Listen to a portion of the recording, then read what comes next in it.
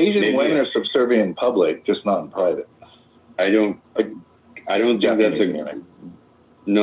think that's a sensible way to interpret their behavior. They're courteous.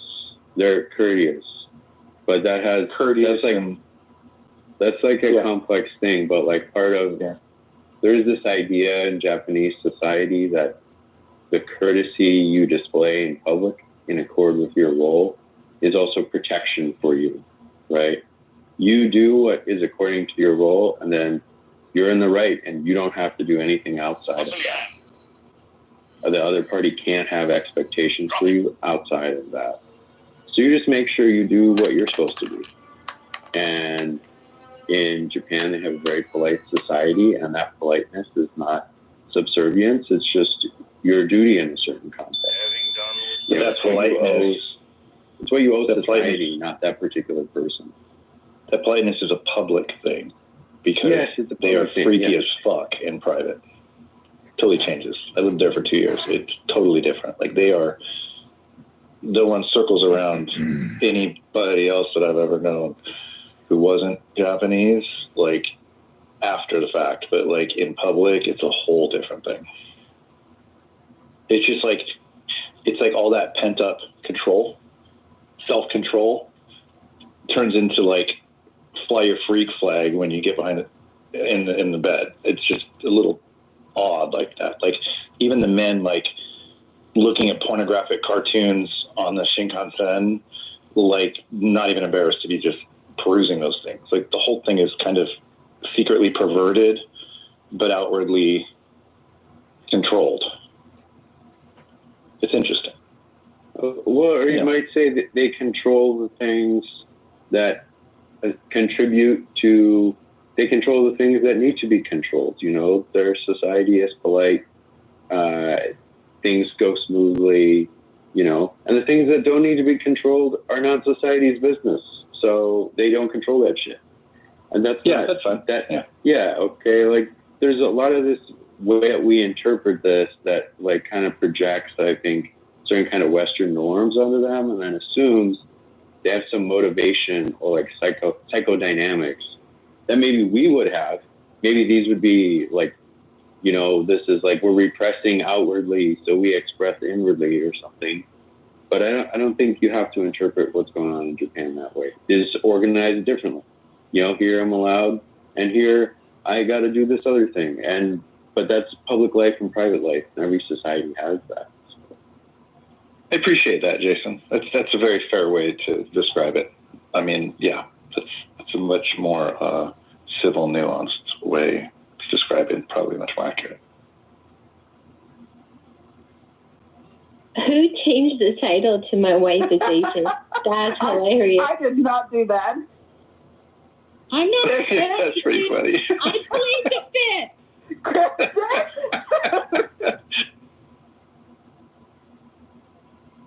That's funny shit. I think you're throwing shade at someone, but I don't see the one who I thought you'd be targeting. Oh, no shade. No, it's no shade. It's like an inside joke, not shade. No. I just stopped by to say hello and good night. Monica? Oh, you did vote in the poll. I did. I'm doing a massive rethinking of my stance on abortion. Based on what? Well, based on the fact that, like, anytime we've had those rooms, these conversations, when you really talk to people, I feel like the majority of the population kind of sits in that similar place of feeling like nobody wants to see anyone abuse, like unwanted pregnancies, but most people feel very compelled in situations like rape and incest, or when the mother's life is in danger, that, you know, it shouldn't be, doctors and physicians and patients shouldn't have to worry about legal hoops, from the perspective of worrying about being, you know, hindered or prosecuted by the law. And you know, I've grappled with this for a long time because I do consider myself very, very pro-life, but I wrestle a lot with the fact that there are very real world complexities to that position. And I just don't think that we can legislate for them. So I don't think that we should legislate abortion at all. I think we should go back to making abortion a medical decision that only a doctor and her medical team and a patient and a doctor can make the decision on what's in the best interest for everybody. You know, I mean, the thing of it is, doctors, they already have a Hippocratic oath, and there's certainly things that we could do with regards to medical ethics to make sure that, you know, it's not abused and overused. We already know that the stats for those very real situations are pretty minimal. So obviously we should naturally see a reduction in the number of abortions that are going. And like I said, I mean, I don't know, the doctors have review boards and panels for everything.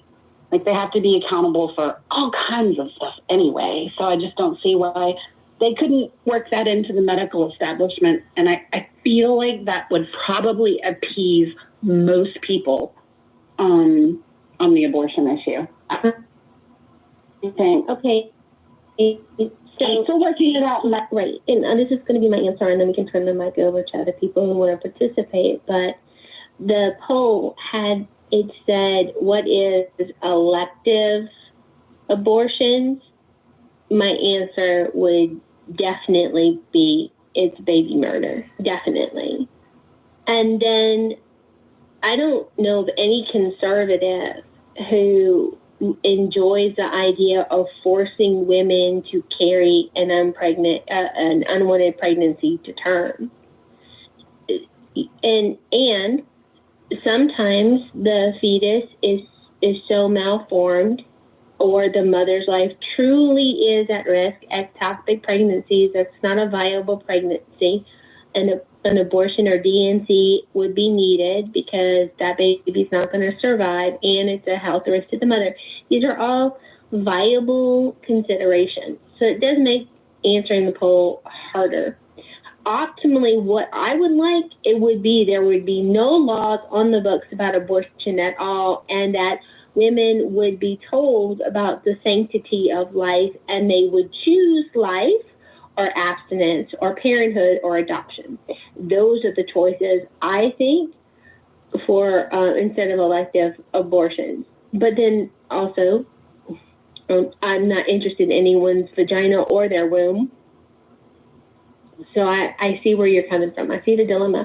Like, Black genocide is not a bad answer to this when you look at the proportion of abortions that happen to Black women.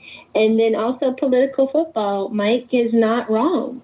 It's tossed up, and the people on the left say you don't care about children because you don't adopt children who are in foster care. You just care about forcing women to have unwanted babies, and then once they're born, you don't care about them. And then what about forcing women who are raped or have incest? You're going to make them, and then the people on the right are like, we've conditioned women to think that parenthood and motherhood are not valuable. And a woman having 4 or 5 or 6 abortions, that's a lot. You know, so anyway, I'll let someone else answer too. Thanks for asking. Yeah, like I said, I'm still working out the nuances, but we cannot legislate for every situation. And when I hear about mothers with babies who are dead in her womb and doctors refusing to give her service because they're worried about the legal ramifications of performing a necessary surgery, and her fertility is at risk, like that's not okay. And that's medical malpractice, though. That's the doctors and the hospitals. Not, yeah, that's not the law. that's them misinterpreting the law, and they should be sued. And they have been sued. No, I don't think that's fair given some of the laws that are on the books. They're very hesitant to do what they feel they need to do because they're afraid of the repercussions unfairly coming on them later. Like there's a structure that's set up that scares the shit out of them because none of them want to go to prison for doing the right thing, and it's done that way on purpose in a lot of cases by the states. It's from the states. Well, absolutely. I wouldn't say horrible. Well, even if it's not done on purpose, the way the law is administered makes it clear that they can't do this. The way it's administered right now, like in Texas, okay, where even if we set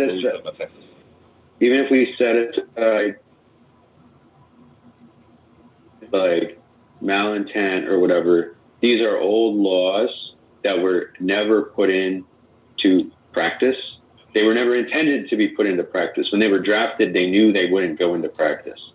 And then we're picking them up, 50 years later after they were written. And it's like, oh, they actually don't work very well. But and we aren't redrafting. Wait, are we talking about redistricting, Jason? No, we aren't. Texas has actually established new laws in light of the Roe v. Wade decision being overturned. They've literally made it illegal in several access points crossing the state line for you to take a pregnant woman over the state line to have an abortion. Those are new. Yeah, it started in Lubbock. But the law regarding medical abortions within Texas, these are old laws. They're old laws all over the country because those are trigger laws that were set to go into effect if Roe v. Wade were ever overturned. And they are poorly written laws, and nobody knows how they work because, the people who set them up are dead. They're not in the legislature anymore. Now you have people later on coming along trying to administer them. In some cases, you could say they're being administered in bad faith. In some cases, you could say they're being administered poorly, but it's not medical malpractice. I mean, the doctors have, judges in the state have no clear idea how the laws are supposed to be employed. No, I agree with you. And that's exactly why I don't think it's something that I don't think it's a legislatable topic. It is, by all accounts, it is a medical decision, and I don't think it should be legislated because we can't possibly account for all of the potential circumstances. My general belief has always been that if it wasn't for the government and the political parties deciding that this is a core issue that they can use to get votes at some point in my lifetime when they made this decision, I don't know exactly when that was, that most of us wouldn't care quite so much about it. It's like nobody looks at shades of gray anymore, right? I feel like the huge majority of Americans could agree that like when a baby looks like a bubble, taking a pill to make sure it doesn't stick to your uterine lining at that point is not killing a baby, okay? And at the same time, when it looks like a seahorse, well, that gets a little more dicey. Does that seahorse have a brain and a heart? Well, now it gets harder to argue, right?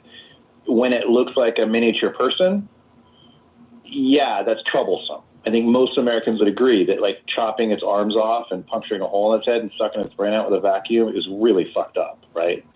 So why can't we just agree that the first part with the bubble and the second part with the pop in the hole in its head is super fucked up, right? And that the bubble is super okay. And that the argument comes from like, does it look like a seahorse with a heartbeat? Does it have a brain? Can it feel pain? All that stuff. But the way that conservatives use the word baby to apply to zygotes and two-cell organisms is a huge stretch that is dishonest in nature by default on purpose. I don't know. I don't think it's dishonest in nature because you know what? Whenever I was trying to get pregnant and I got that big fat positive on my test, like that little two-celled organism was a baby to me. Like, I don't think I'm being disingenuous when I say that, that I consider it a baby. I mean, that doesn't come from a place of being disingenuous or trying. Well, if that's the case, then babies die all the time supernaturally, a lot. There's a lot of double-celled organisms that don't stick to the side constantly, and like we're not going out our way to make sure they stick, because it's super important that human life not go away for any reason. Like, we're not finding ways to keep the single-celled organisms from causing miscarriages. We're not finding ways to right.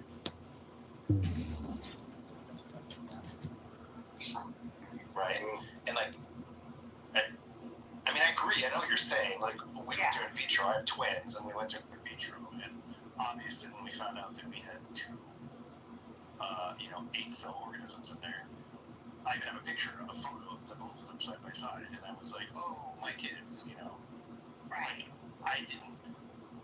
I knew they weren't my kids yet.